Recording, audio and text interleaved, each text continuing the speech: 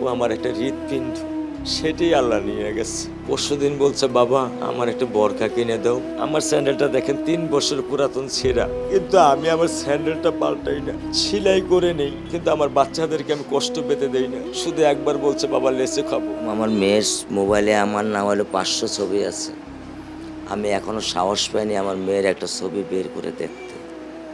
আমার সেই সাহস নাই। আমি সেই সাহস হারাই ফেলছি, কারণ ও আমার ছিল হৃৎপিণ্ড। ওর জীবনে এমন কোনো চাওয়া নাই যেটা আমি পূরণ করি নাই। পরশুদিন বলছে, বাবা আমার একটা বরখা কিনে দাও। আমার চাচতো ভাই বললো, ভাই ইসলামপুর থেকে 300-400 টাকা পাওয়া যায়। আমি সাথে সাথে নিউ মার্কেট থেকে আমি 1000 টাকা দিয়ে আমার মেয়েকে বরখা এনে দিচ্ছি। আমি দরিদ্র, ভাঙা বাসায় থাকি, কিন্তু আমার সন্তানদেরকে আমি কখনোই দারিদ্রতার স্বাদ পেতে দেইনি। দারিদ্রতার স্বাদ পেতে দেইনি। আমার বড় মেয়েকে এখন আমি সেলোরার থেকে জামা কিনে দিই।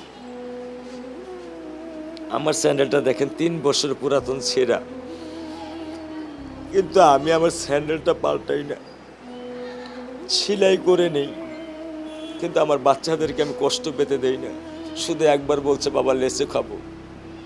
আমি 1 মিনিটও দেরি করিনি, 1 মিনিটও আমি দেরি করিনি। ও আমার একটা হৃৎপিণ্ড, সেটাই আল্লাহ নিয়ে গেছে। আলহামদুলিল্লাহ, শুকরিয়া, আল্লাহ দিছে, আল্লাহ নিয়ে গেছে। আমার কোনো কষ্ট নেই।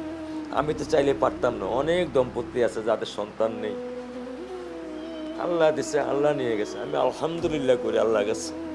আমার কোনো কষ্ট নেই, আমার কোনো কষ্ট নেই। ঠিক আছে, গরমের মধ্যে তো একটু আমার কোনো কষ্ট নেই। ঠিক আছে।